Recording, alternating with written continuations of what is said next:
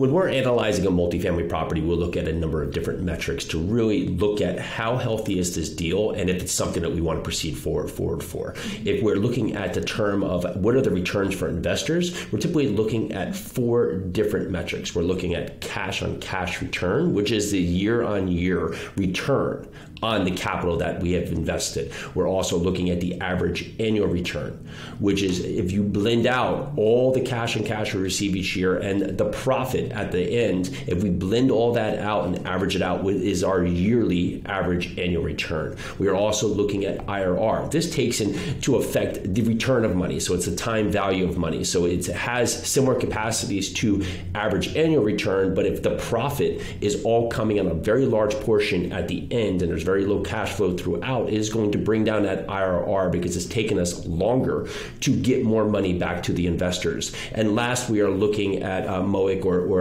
the capital of multiplier, right? So we're looking at the multiplier to see that if we put $1 in today, how many dollars are we getting back? So the return on invested capital, if we put $100,000 in today and we get $200,000 out into the future, it's a 2x return. So we're typically looking at those 4 metrics right there. Now, 1 is a good dictator to the overall we'll say health of the project year in, year out, and that's cash and cash return. So if you look at your project and you have a 0.1 or a 2% cash and cash return, then your project is very reliant on the back end, right? It's very reliant on the exit. So there's a lot of things that have to work in your favor. You have to make sure you maximize your business plan, you hit your business plan to your T, and the market aligns, that cap rates stay where you have modeled them. Cap rates work in your favor, and the buyer pool is going to be aggressive at that time to buy at that rate, meaning you're putting a lot of energy and a lot of risk into the future potential of the deal. But in the day and day, there's going to be limited cash flow for the investment.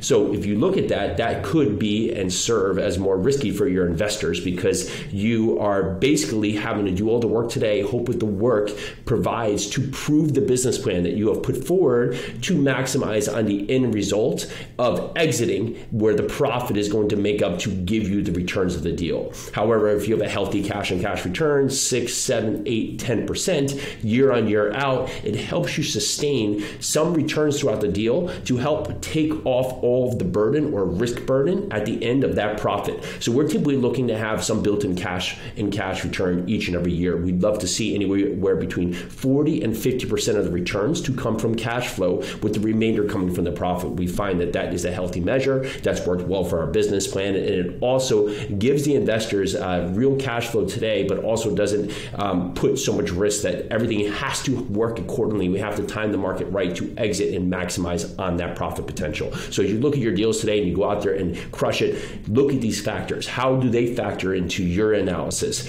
Are you making sure that you are using right comps, right comparable, right business plan? Are you making sure that you're assessing cap rates, that you're looking at studies to see what is the effect on the cap rate? If it goes up 25 basis points, it goes down 25 basis points, it goes up 100 basis points, it goes down 100 basis points. How does that affect our deal today, and what is our health of the deal day one all the way through the hold period? All right, go out there, crush it. I'm Jason, Yarusi Holdings. Reach out to us. If you want to hear more about investing, go to yarusiholdings.com. You can find us there.